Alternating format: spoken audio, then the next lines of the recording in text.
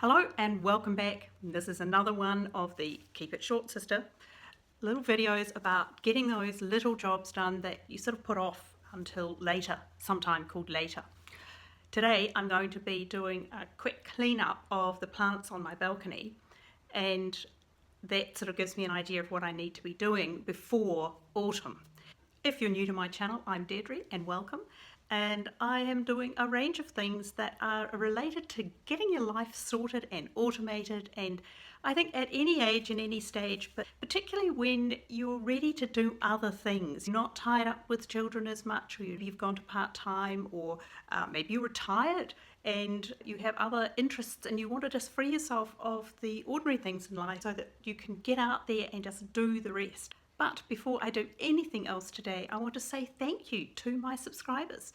I have had so many new people join the channel and come along on this journey, and I'm delighted to have you along and welcome you into this little tribe of people designing their lives. So leave me some comments, give me thumbs up, or two in fact, and let me know what you think and give me ideas that you would like to see in the future. And I'm going to take that on board and make sure that I'm creating content that you all will enjoy. Now, a bit of a background for today, because I said, get ready for autumn. Well, the thing is that in Australia, we sort of have two main growing seasons, spring and autumn.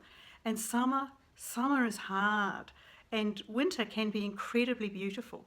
So because of the heat, our summers are quite like the northern winters, knocking the plants right back.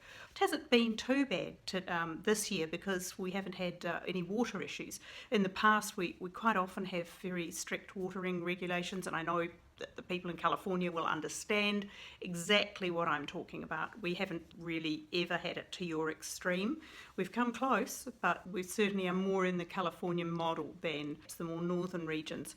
So for me, autumn is a beautiful time, and that's a good time to revive the garden, my little garden in pots, and to get it going again for autumn and winter.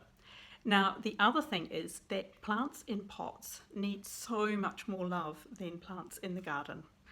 And plants in the garden need enough, but plants in pots need so much more. They are entirely dependent on you. They're like babies. You have to feed them, you have to water them, you have to shade them, and you have to be very careful about what you put where. So short job number one for the balcony is to clean up all the plants, to give them a quick tidy up, and let's have a look and see what I can do. First step will be to clean up the past their best parts of the plant, take away any dead leaves, this sort of thing, and bin it. And so I've got a big bin there to put it all in, and I'm just going to work through these hanging baskets and give them a good clean up. Any of these flower stalks, I'll bring you down a little bit so you can see. Okay. Now, these flower stalks have well and truly passed their best, so I'm taking them off right at the bottom, because but I'm being very careful because there is a lot of new growth in here. One won't really see it until all of the dead things and past best parts are out. So I'm taking them off right down the base. Now, this I will leave. This is the sea lavender. Listen, it's dried, and that's what they do. They're an everlasting flower. They're quite beautiful. Hopefully I'll get some more. I'm taking these off right down, lifting it gently out of the way and just clipping. The aim is to let these fresh new ones, I won't actually let that one.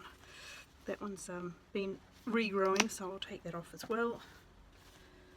Now it's just a matter of taking off all of the past their best leaves. I've cleaned up this lamb's ears and I've trimmed it back a little bit because it is definitely one of the thugs. It will just roam and go wherever it wants to if I let it, and there are other things in this little pot. Now, of course, when I first did this, it was an experiment, and I wanted to see what was going to do well up here in the harsher conditions of being a balcony garden.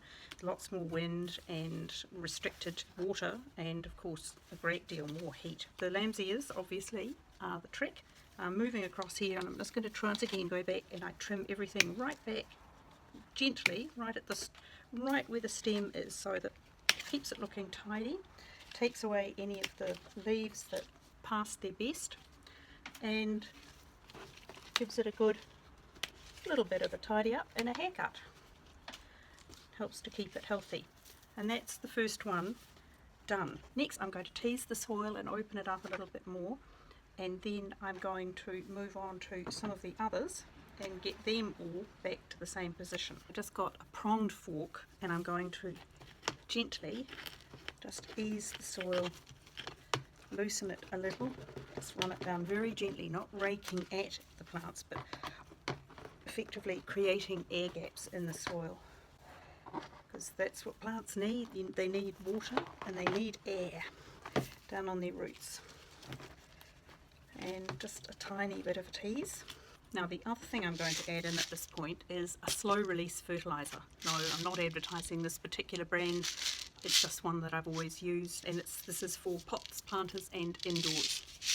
So I will now give them a little sprinkle of these slow release fertilizer, because they are completely dependent on me for food. They've had a whole growing season now in this this medium, this potting mix, so it'll be getting a bit thin, so I'll pop some of that around, and I will cover it up a little later on because it works better if it's moist all over. I'll tease it a bit over it. Right, I'll pop this one back into its basket holder, and then I'll move on and tidy up the rest. See, in this one, this little agapanthus is about to flower. Once again, great big wild and woolly bits that need to come off.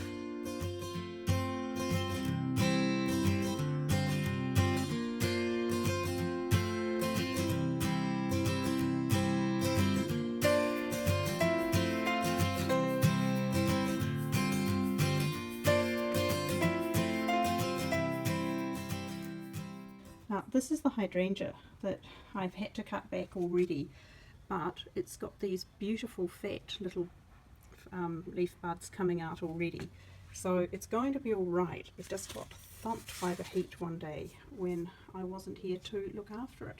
And up here I've got the succulents that I repotted just before I left the old house, and they have filled the whole bowl. In fact, they actually now need repotting. Over here is a New Zealand flax. I've just given it some food. It hasn't done as well in this corner as I had hoped. It's a tough plant, but this is a very hot corner. I'll have to think about this some more. And the same a little bit for this buddleia. Now to be fair, it is the elbow. There's the white one. The scent is beautiful. I've just given it some food, and I'll give it a good healthy watering, see how well it comes back. But I think I might have to move that one out of the sun as well. These two astringias are doing very well in their pots. This little one is doing quite well. It sits there because it amuses me in the middle of the blue bowl, which I often have full of water. In this pot, this is where I put the Clematis montana, and also planted an ordinary jasmine in there as well, so I'll get 2 flowerings. But it's I'm going to encourage it to drape down and to screen through here. That of course took longer than I expected, and I've actually got an appointment and I have to go out. So I will do the deep watering and the liquid feed tomorrow. But that's appropriate because hey, it's a Keep It Short Sister project. It's the whole principle is to knock over small jobs in short amounts of time. Now that took probably 20 minutes and clean up after myself, because there's no point in doing these and then if you make a huge mess and you then are left having to clean it up.